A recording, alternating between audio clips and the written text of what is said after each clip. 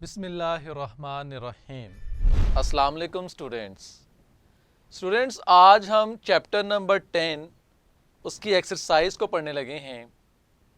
So let's move. The first thing is about glossary and the first word is absolute, कामिल, मुतलिक यानी कि मुकम्मल, कॉम्प्लीट और you can say perfect.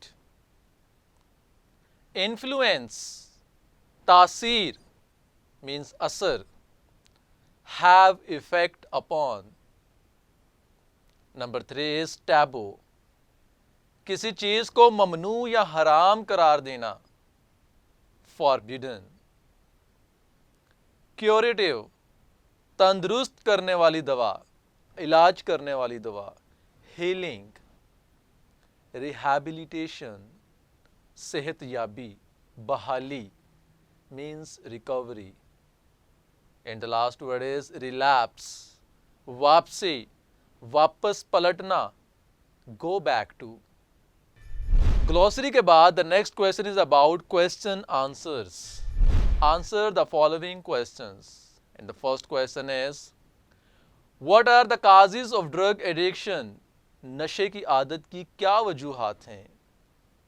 The answer is especially bad company or sometime less family understanding leads someone to drug addiction.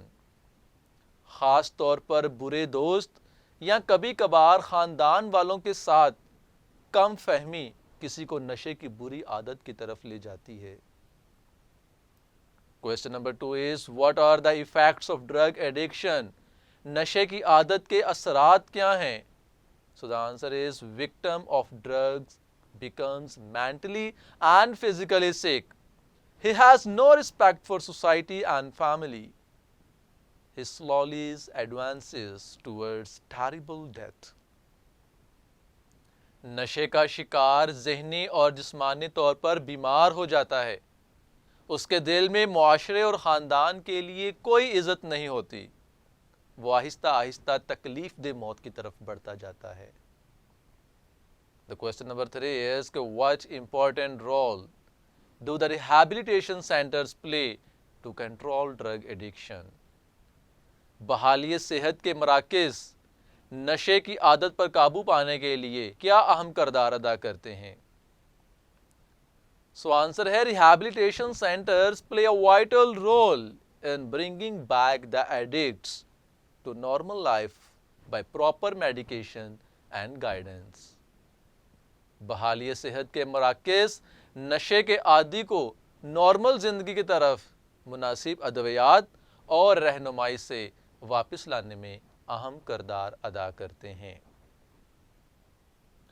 Question number 4 is, what is the role of counseling in preventing drug addiction?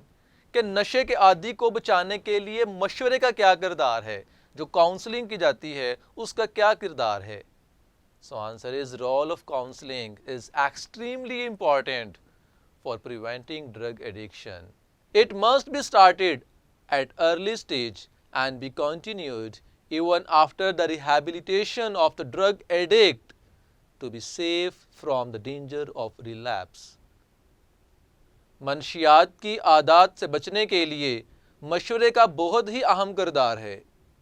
ये इब्तदाई हालत से ही शुरू हो जाना चाहिए और इसे नशे के आदी की बहाली सेहत के बाद भी जारी रहना चाहिए ताकि वह दोबारा इस आदत में पड़ने से महफूज रह सके। Question number 5 is, why do families feel reluctant to take the drug victims to drug rehabilitation centers? घराने के अफराद नशे के शिकार अफराद को बहाली मराकज़ में ले जाने में क्यों हिचकिचाहट महसूस करते हैं? So the answer is, they feel fear to be outcast. They feel embarrassed to say that someone is drug addict in their family. Therefore, they don't take him to the rehabilitation center. वो खौफ महसूस करते हैं कि उनसे कतई ताल्लुक़ न कर लिया जाए, उन्हें ख़ानदान से न निकाल दिया जाए। वो बताते हुए शर्मिंदगी महसूस करते हैं कि उनके ख़ानदान में कोई नशे का आदी है, इसलिए वो उसे बहाली सेहत के मराकज़ पर नहीं ले जाते। Question number 6 is what are the responsibilities of the families to ensure complete recovery of the drug addicts? इस तरह के मरीजों की मुकम्मल सेहत याबी को यकीनी बनाने के लिए खानदान वालों की क्या जिम्मेदारियां हैं? So the answer is families should develop good understanding among themselves and patients. Patients should be taken to rehabilitation centers at very early stage and they should keep a strict check on them.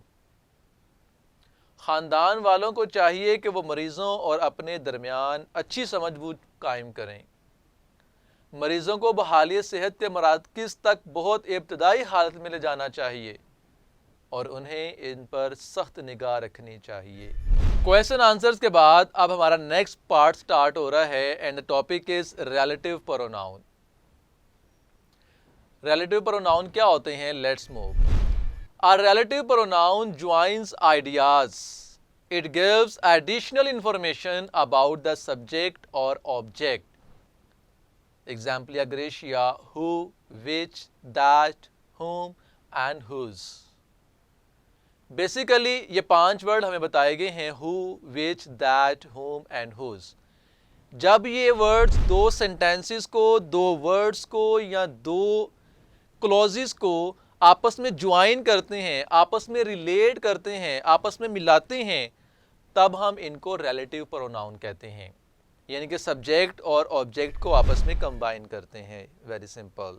Example is the people who are addicted to drugs undergo many serious problems. तो यहाँ पर आप देख सकते हैं who जो है वो पीपल को उसके बाकी पार्ट के साथ, बाकी जो सेंटेंस का पार्ट है उसके साथ रिलेट कर रहा है। तो यहाँ पर हु को हम कहेंगे कि ये it is a relative pronoun. Next is adjective clause. Clause क्या होता है? क्लॉज डिफरेंस बिटवीन फ्रेज और clause. Phrase is a group of words which does not convey a complete sense. उसमें ना तो सब्जेक्ट होता है ना वर्ब होता है, लेकिन clause has subject as well as object. तो एडजेक्टिव क्लॉज वो होगी जो कि एक एडजेक्टिव का काम कर रही होगी सेंटेंस के अंदर। एक इसकी डेफिनेशन को पढ़ते हैं। An adjective clause is a group of words which does the work of an adjective. It usually begins with a relative pronoun such as who, whom, that, which, whose. For example, the umbrella which has a broken handle is mine. अब ये which से start हो रहा है, which is a relative pronoun। तो relative pronoun से ये अमूमन स्टार्ट होते हैं adjective clauses।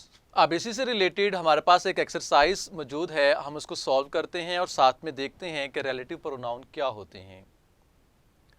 Use who, whom, that, which, whose in the following sentences.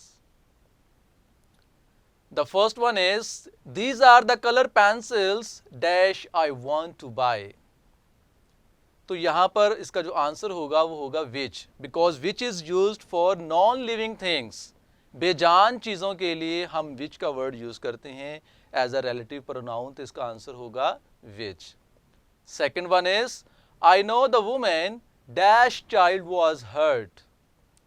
तो जब हम ऑब्जेक्ट को फोकस करना चाहते हैं और उसका बाकी सेंटेंस के साथ रिलेशन शो करना चाहते हैं, तो ऐसी कंडीशन में हम उसको whose का वर्ड यूज़ करते हैं।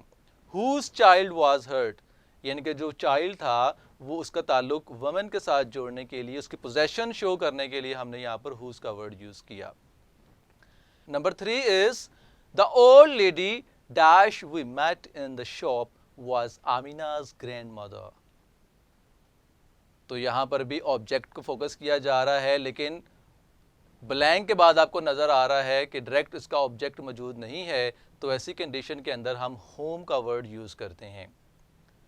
Number 4 is this is the girl dash stood first in the class, कि ये वो लड़की है जो क्लास में पहली पोजीशन हासिल करती है। तो यहाँ पर इसका जो आंसर होगा वो होगा who. Number 5 is Shazia likes the candies dash her father brought from the market. तो दैट जो है ना, दैट को कहा जाता है कि ये ऑलराउंडर है, ये बेजान चीज़ों के साथ भी यूज़ हो जाता है, ये जानदार चीज़ों के साथ भी यूज़ होता है, लेकिन यहाँ पर हम इसका रिलेशन शो करने के लिए जहाँ पर जो आंसर आ रहा है वो है that. B part is use the following relative pronouns in sentences. जो भी आपने रिलेटिव प्रोनाउन पढ़े जिसमें हु था, विच था, दैट, होम और हुज था, अब हमने इनको सेंटेंसेस के अंदर यूज करना है। So the first word is who. The boy who played at 9th position was excellent player. Number 2 is which. This is the book which he likes most. Number 3 is that. This is the computer that was stolen last night. Number 4 is whom. Ahmed is the teacher whom I like the most. And the last one is whose. She knows the boy whose bag was full with peanuts. So dear students, यहाँ पर हमारा ये portion भी complete होता है। The next part is underline adjective clause in the following sentences. Also encircle the relative pronouns.